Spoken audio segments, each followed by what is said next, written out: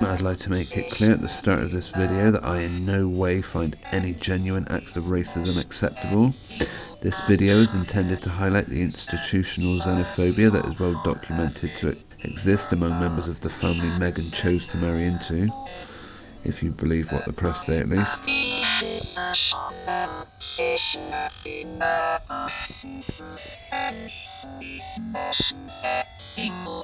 Hi everyone, now it's been very difficult to avoid hearing about this story of Meghan Markle and Prince Harry doing an interview with Oprah Winfrey. Mainstream media seem to be pushing sympathy towards Meghan for having to put up with racist behaviour from the palace, and now while I believe that this is all just part of the pantomime and well scripted, because if you believe either of these two, particularly Harry, can do or say anything without directions and a script written down for him, then just look at how Harry gets on when his auto cue breaks down. Last year, I remember... Sorry. And I remember... You can see these people can't string two words together unless it's written down for them. Now let's look at it from the other angle, that what Meghan's saying is legitimate and she did really have to put up with racism from inside the palace. How short must her memory and anyone that's got sympathy for her been? Go back to 2009, just have to remember this story. Prince Harry called a fellow soldier his little P-word friend. I'm not even going to say the word because YouTube are very community strike happy and love to hit channels, so I'm not going to say anything that would give them an excuse to strike me. But it goes back to a video which shows the prince racially abusing and making racist comment about members of his platoon. Our little friend. Ahmed. Come on. Standing down at moon. Like a raghead.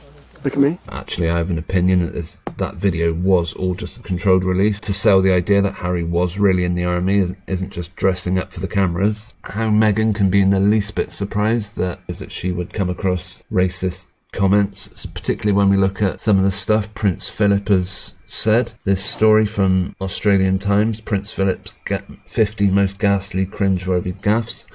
The Duke of Edinburgh is known for his embarrassingly racist, sexist and flagrantly un-PC quotes.